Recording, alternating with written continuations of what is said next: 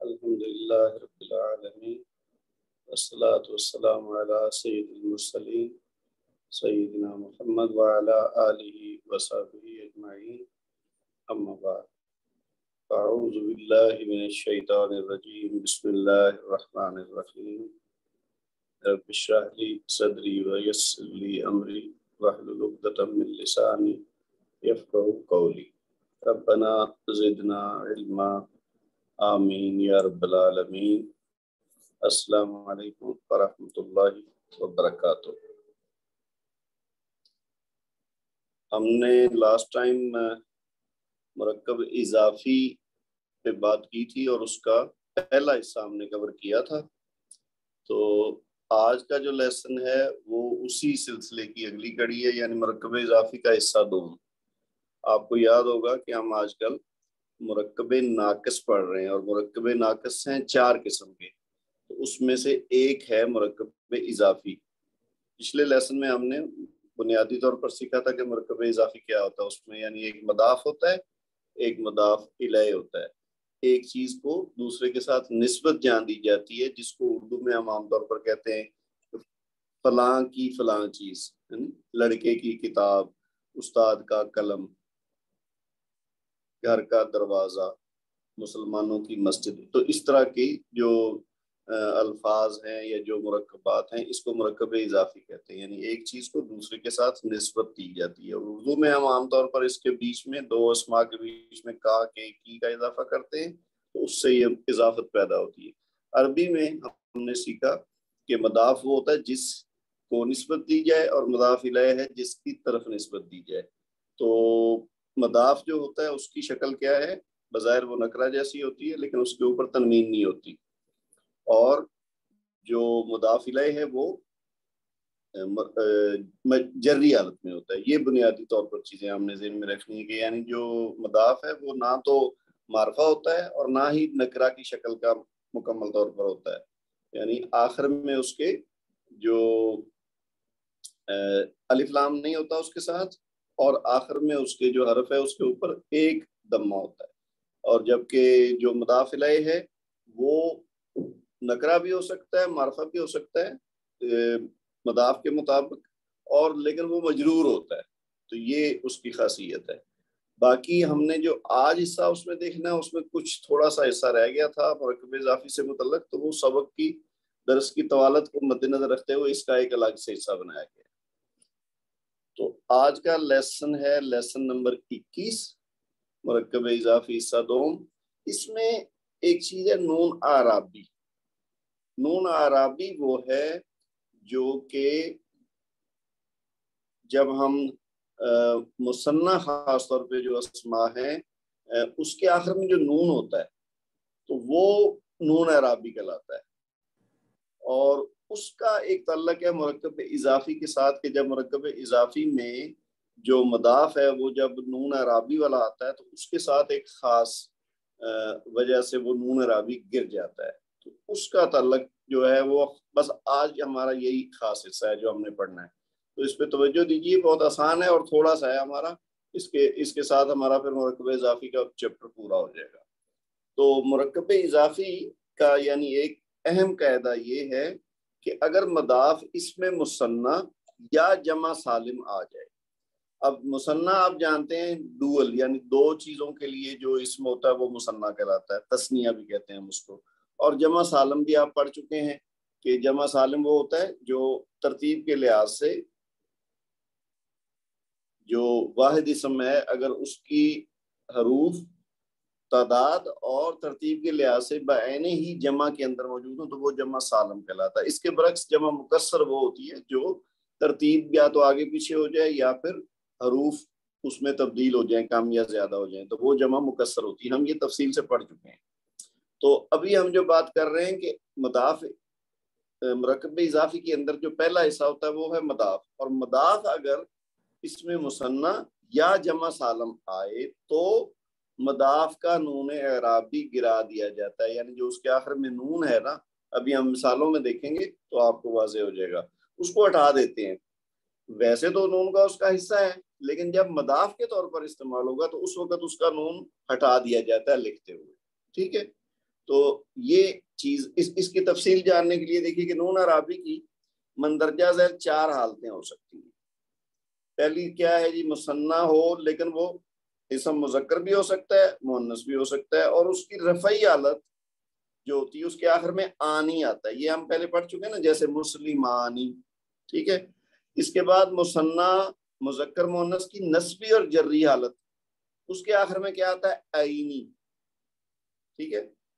مسلمانی جو تھا وہ تھا رفعی حالت، اور اس کو کرتے ہیں اگر نسبی یا جری حالت تو ہم پڑھ چکے ہیں کیا ہوتا ہے؟ مسلمینی، تو اس کے آخر میں عینی آ جائے گا.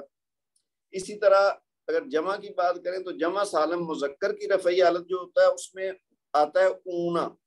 وہی اگر ہم مثال لے لیں، واحد مسلمون ہے اور مثنیٰ اس کا مسلمونا، اور نسبی جری حالت ہوگی مسلمینی، اور اگر آپ اس کو ہم جمع سالم کے طور پر لیں تو وہ بن جائے گا مسلمونا. ٹھیک ہے. تو آخر میں آ گیا اونا. اور اگر اس کی نسبی اور جری حالت لیں گے تو پھر بن جائے گا مسلمینا. ٹھیک ہے. اس میں اور اس میں تھوڑا فرق ہے. مثنیٰ میں نسبی و جری حالت ہوتی ہے مسلمینی، اور جمع سالم میں نسبی و جری حالت ہوتی ہے مسلمینا. بظاہر لکھنے میں ایک جیسے ہیں لیکن جو ان کی حرکات ہیں اس سے پتہ چلے گا کہ یہ مثنیٰ ہے یا جمع ہے. اچھا، اب تک جو باتیں میں نے کی ہیں یا جو یہاں لکھی ہیں یہ ساری کی ساری وہی ہیں جو ہم پہلے پڑھ چکے ہیں مختلف جگہوں پہ. اب ہم نے اس کا استعمال کرنا ہے مرکب اضافی میں. یہ ہم نے اصل میں تھوڑی سی بیک گراؤنڈ کو ایک طرح سے ریوائز کیا ہے تاکہ آپ لوگوں کے ذہن میں یہ تازہ ہو جائے کہ یہ اصل میں مثنیٰ کی جو حالت ہے وہ رفعی حالت اور نسبی جری، اور اسی طرح جمع سالم کی جو رفعی حالت اور نسبی جری حالت ہے یہ کیسی ہوتی ہیں، تاکہ جب ہم اب استعمال کریں تو آپ کو یہ نئی نہ لگے. اچھا، اب اس کی مثالوں کی طرف آتے ہیں کہ مرکب اضافی میں ان کا استعمال کیسے.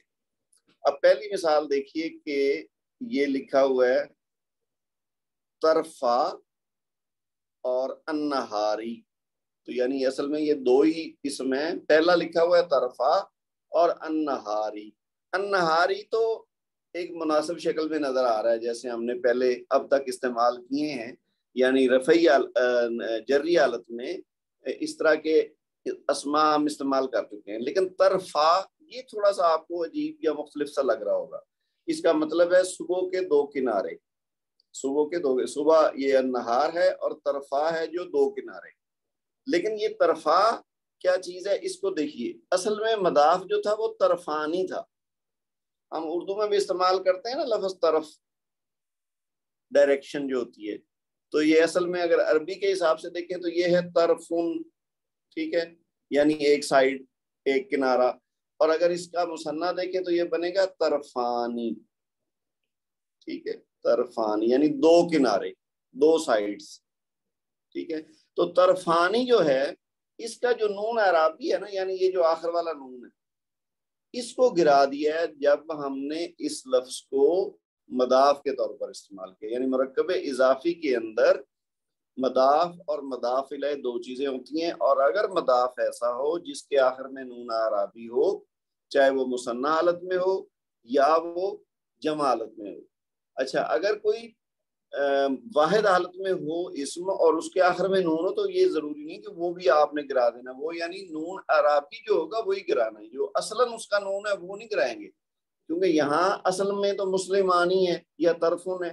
یہ جو نون آیا ہے نا یہ والا، یہاں مسلمانی ہو یا طرفانی ہو یا اور کوئی لفظ ہو، تو یہ ہے ایکچولی اس کا، چونکہ یہ مثنیٰ یا جمع کی وجہ سے یہ نون اس میں ایڈ ہوا ہے. تو یہ جب ہم مضاف کے طور پر استعمال کریں گے تو یہ نون اعرابی گر جائے گا. دوسری مثال دیکھیے. اب اس میں مختلف ہے. یہ ہے من طرفی النہاری. اچھا، النہاری جو مضاف الیہ ہے اس میں تو کوئی ایشو نہیں، وہ تو اپنی اصل شکل میں نظر آ رہا ہے. ٹھیک ہے. اب پہلے تھا طرفا، اب ہو گیا من طرفی. اس میں کیا ہوا ہے کہ اس کا مطلب ہے صبح کے 2 کناروں سے. یہ سے جو ہے یہ آیا ہے من سے. من حرف جار ہے اور یہ کیا کرتا ہے، اس کا مطلب ہوتا ہے فرام، اردو میں کہتے ہیں سے، اور یہ آگے والے اپنے اسم کو مجرور کرتا ہے. یہ ہم بارہا پڑھ چکے ہیں. تو اصل میں کیا ہوا ہے کہ مضاف جو ہے وہ حرف جار من کی وجہ سے طرفانی کی اعرابی حالت طرفینی ہو گئی ہے. اب آپ دیکھ رہے ہیں طرفانی رفعی حالت ہے، من کی وجہ سے آگے والا ہو گیا جری حالت میں، تو یہ بن گیا طرفینی، جیسے مسلمانی سے مسلمینی، اسی طرح طرفانی سے طرفینی۔ تو اب طرفینی جب ہو گیا تو یہاں پر اس کا جو نون ہے مثنیٰ کا وہ گر گیا، اور جب نون گرا تو پیچھے کیا رہ گیا؟ طرفی۔ اب طرفی کے آخر میں جو یا ہے وہ ساکن رہ گئی ہے، ٹھیک ہے نا، طرفی، فا کے اوپر تو زبر ہے لیکن یا ساکن رہ گئی، کیونکہ آخر میں نون ہم نے ہٹا دیا جس کے نیچے زیر تھی، تو اب یا ساکن رہ گئی۔ تو یا ساکن کو اس سے پہلے حرف پر کسرہ چاہیے پڑھنے کے لیے، کیونکہ ورنہ وہ نہیں پڑھا جائے گا، تو اس لیے یہ طرفی ہو گیا، یعنی فا کے اوپر جو زبر تھا وہ عارضی طور پر فا کے نیچے زیر لگ گئی ہے تاکہ آگے ملا کے پڑھ سکیں، یعنی طرفن نہاری ہم نہیں پڑھ سکتے تھے، تو یہ ہے طرفن نہاری۔ اصلاً کیا تھا؟ طرفانی، طرفانی سے من کی وجہ سے ہوگا طرفینی، اور طرفینی کے سب نون اعرابی گرا تو بن گیا طرفی، لیکن اب یا ساکن کی وجہ سے ہم نے فا کو زیر میں بدل دیا تاکہ آگے ملا کے پڑھا جا سکے، تو یہ بن گیا من طرفن نہاری۔ تو جب نارمل تھا تو طرفانی سے طرفا ہوا، اور اب جب من لگا ہے تو یہ حرف جار کی وجہ سے طرفن نہاری ہو گئے۔ تو اس طریقے سے یہ ترتیب اس کی بنی ہے۔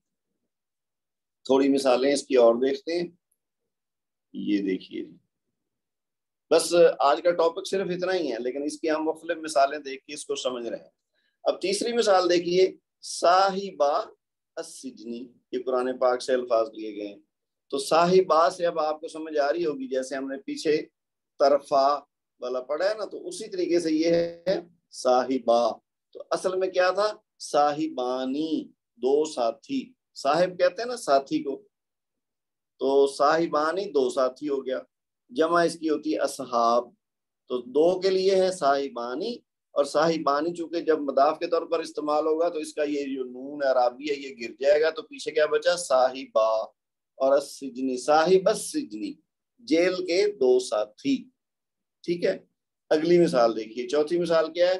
جس طرح وہ ہم نے کیا تھا نا طرفا سے طرفی من کی وجہ سے، تو اسی طرح آپ من لگا تو صاحبہ کی بجائے صاحبی ہو گیا، بالکل اسی طرح جیسے صاحبانی سے صاحبینی ہوا من کی وجہ سے، اور بینی سے پھر نون ہٹایا تو آخر میں یا ساکن بچی، یا ساکن کی وجہ سے پہلے ہمیں ہا کے اوپر با کے اوپر زبر تھی جو اس کو زیر میں بدل دیا، جس طرح سے ترفی ہوا تھا طرفا سے، اسی طرح صاحب بئی سے صاحب بی ہو گیا، تو یہ بن گیا من صاحب السجنی، جیل کے دو ساتھیوں سے۔ اگلی پانچویں مثال کیا ہے جی؟ بنو آدم، آدم کے بیٹے۔ اب یہ بنو جو ہے یہ ڈیفرنٹ ہے، آدم تو ٹھیک ہے حضرت آدم علیہ السلام یہاں سے مراد ہے کہ آدم علیہ السلام کے بیٹے، تو لیکن یہ بنو کیسے بنا ہے؟ یہ اصل میں کیا تھا؟ بنونا، ابنن ہوتا ہے نا بیٹا ایک، تو اس کی جمع کیا ہے؟ بنونا، اب یہ جمع کا صیغہ ہے یہاں پہ، یہ جمع سالم بنا، ابنن سے بنونا، اور بنونا جمع ہوگی بیٹے کی، تو یہ اصل میں تو ہونا چاہیے بنونا آدم، لیکن بنونا کی بجائے بنو کیوں آیا؟ کیونکہ نون اعرابی جو ہے وہ گر گیا ہے مضاف کی وجہ سے، اگر ویسے بنونا استعمال ہوگا تو بنونا ہی رہے گا، یہ اب چونکہ مضاف الیہ کے ساتھ مضاف کے طور پر استعمال ہوا ہے تو اس لیے اس کا نون نہیں لکھا جا رہا، تو یہ بن گیا بنو آدم، نون اعرابی گرنے کی وجہ سے۔ آخری مثال ہے حاضرو المسجدی۔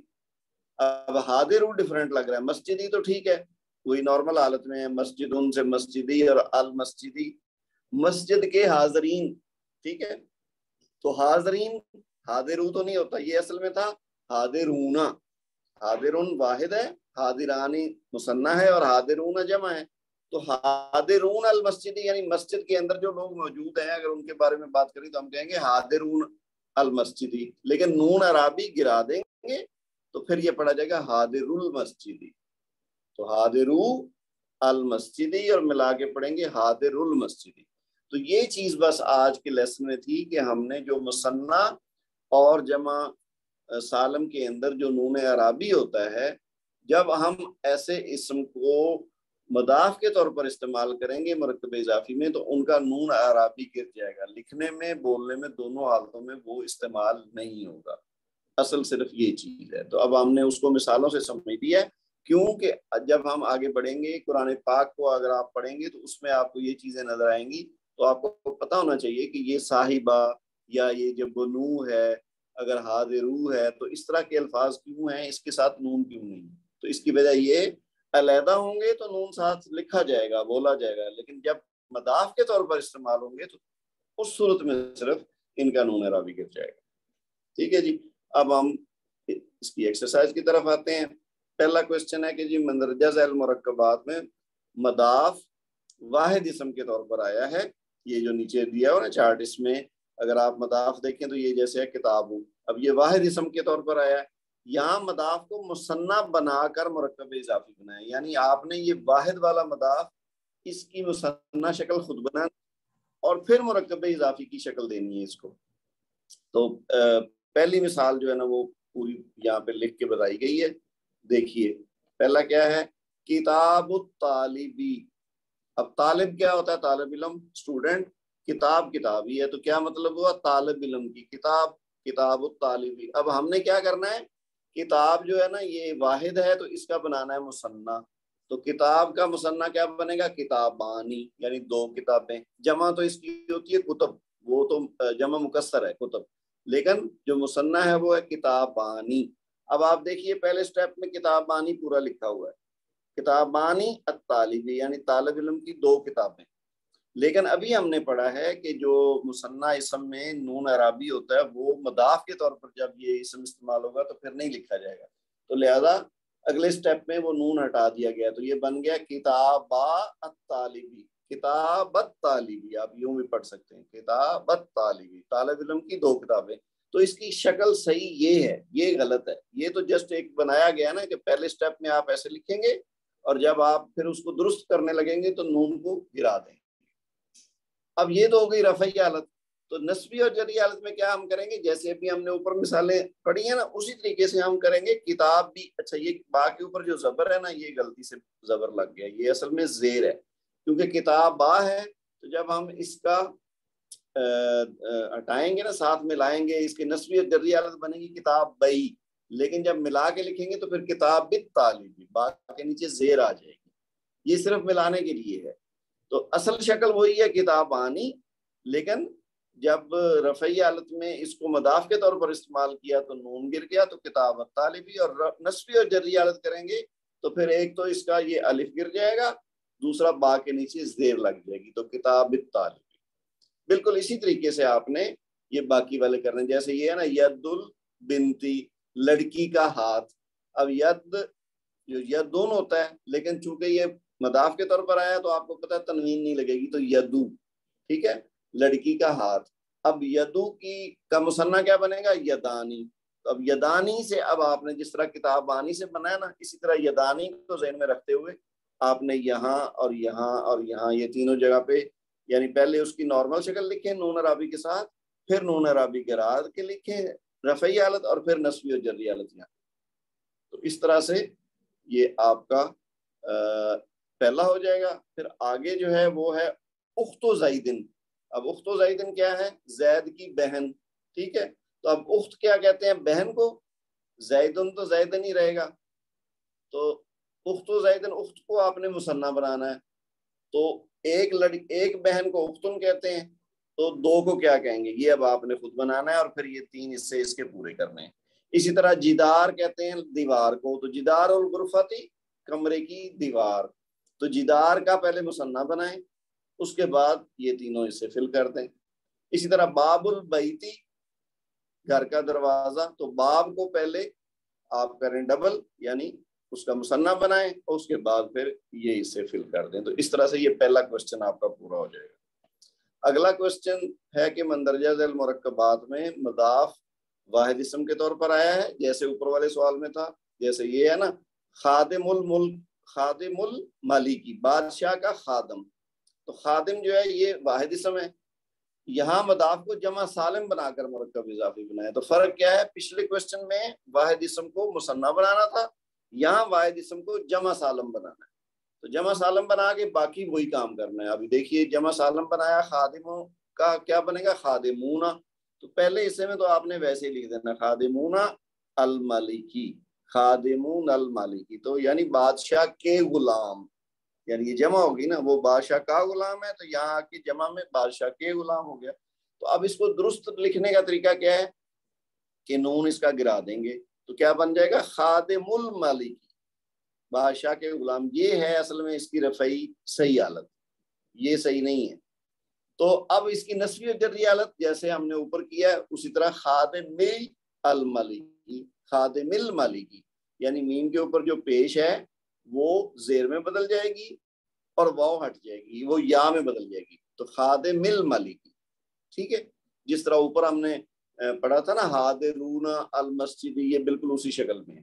تو اب آپ نیچے آ جائیے، دیکھ لیجئے کہ جی یہ معلم الولادی، تو معلم کی جمع کیا ہو جائے گی معلمون.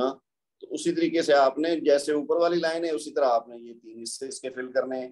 پھر فاتح الہندی، ہند کا فاتح تو فاتح ہونا ہو جائے گا اور پھر اسی طرح اس کے 3 حصے ہو جائیں گے.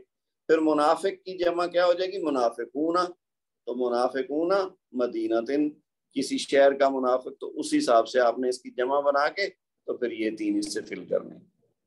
تو مرکب اضافی میں بنیادی حیثیت مضاف کو اصل ہے اور مرکب اضافی کے اعراب کا فیصلہ مضاف سے ہوگا. یہ ہم پہلے بھی پڑھ چکے ہیں کہ یعنی مرکب اضافی میں جو مرکب ہے اگر وہ نکرہ ہے تو مضاف بھی، مضاف الیہ بھی نکرہ آئے گا. جیسے یہاں آیا نا منافق مدینتن، تو اب مدینتن کیا ہے یہ نکرہ ہے، المدینہ ہوتا تو وہ ہوتا معرفہ.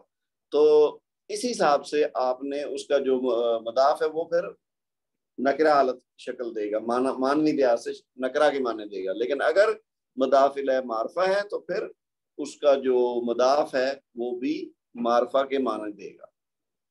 تو بس آج کے لیسن میں اتنا ہی تھا ہمارے لیے. اچھا یہ تھوڑی سی چیز اور ہے، یہ کتاب اللہ ہی،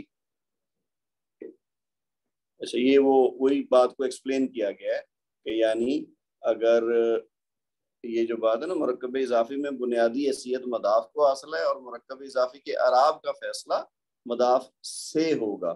اب یہ دیکھیے جو مضاف ہے نا، یہ دیکھیے کتاب اللہ، اب یہ جو اللہ ہے یہ معرفہ ہے، ٹھیک ہے. پھر اس کی وجہ سے کیا ہوا ہے کہ کتابو کیوں ہوا ہے، کیونکہ اللہ معرفہ حالت میں ہے تو کتابو آئے گا جیسے ہم نے شروع میں پڑھا ہے. لیکن اگر اس کے شروع میں انا لگ گیا ہے تو اب انا نے کتابا کر دیا ہے. یعنی انا کو آپ پڑھ چکے ہیں نا، وہ انا اور اس کے ساتھ ملتے جلتے جو انا اور انا لکنہ، یہ کیا کرتے ہیں اپنے اسم کو منسوب کر دیتے ہیں. تو یہ کتابوں سے کتابہ ہو گیا، ٹھیک ہے. اسی طرح من کی وجہ سے یہ مجرور ہو گیا، اوپر کتابہ ہوا تھا یہاں کتابی ہو گیا. تو یہ اصل میں یہ جو انا اور من کے استعمال کی وجہ سے مضاف کی شکل بدلی ہے. ادروائز جو مضاف الیہ ہے وہ اپنی شکل اصل میں موجود ہے، اللہ ہی اللہ ہی اللہ ہی، تینوں جگہ ایک جیسا ہے، ٹھیک ہے. اب آپ دیکھیے کہ اچھا حرف لا کے بعد مرکب اضافی ہو تو مضاف منصوب ہوگا. یہ یعنی ایک اضافی چیز ہے کہ جب آپ کے سامنے آئے کو مرکب اضافی اور اس کے پہلے مضاف سے پہلے لا لگا ہوا ہو تو پھر جو مضاف مرکب اضافی ہوگا وہ منصوب ہوگا اس کا، یعنی مضاف. جیسے یہ ہے نا فرض کیا، یہ پہلے دیکھیے لا صاحبہ خیری مضمون، کوئی صاحب خیر لائق مذمت نہیں، یعنی جو خیر کرنے والا کوئی بھی شخص ہو تو اس کی مذمت نہیں کی جا سکتی. اب اس کو لا کے بغیر اگر آپ دیکھیں تو یہ ہے صاحب خیری مضموم، صاحب خیری، تو لیکن لا کی وجہ سے صاحبہ ہو گیا. بس یہ صرف تبدیلی اس میں کیا آئی ہے، جب لا ہے یعنی منفی معنی پیدا کرنا ہو تو وہ جو مضاف ہے وہ منصوب ہو جائے گا. جس طرح یہ دوسری مثال دیکھیے، لا شاہدہ زورن محبوبن، شاہدہ زورن یعنی جھوٹی گواہی دینے والا. شاہد گواہ کو کہتے ہیں، ایسا شاہد جو جھوٹی گواہی دے وہ شاہد زورن. تو اب یہ لا کی وجہ سے شاہدوں سے شاہدہ ہو گیا. تو یہ چھوٹی چھوٹی اضافی چیزیں ہیں، اصل چیز جو ہے نا ہم وہ پڑھ چکے ہیں مضاف اور مضاف الیہ کے متعلق. یعنی اگر یہ کوئی عامل آ جائے جیسے انا ہے تو وہ منصوب ہو جائے گا مضاف، اور اگر حرف جار آ جائے تو پھر مضاف جو ہے مجرور ہو جائے گا، اور اگر مضاف سے پہلے لا ہو تو پھر وہ مضاف منصوب آئے گا. تو یہ چھوٹی چھوٹی اضافی چیزیں ہیں. اب ہم نے آج کا لیسن میں جتنی وہ چھوٹی سی ایک اضافی چیز تھی نون عرابی سے متعلق اصلاً وہ ہم نے سمجھ لی, اور اس کے بعد جو ہماری تنوین ہے وہ بھی ہم نے تفصیل سے بات کر لی. تو اس کے ساتھ ہمارا آج کا لیسن پورا ہو گیا.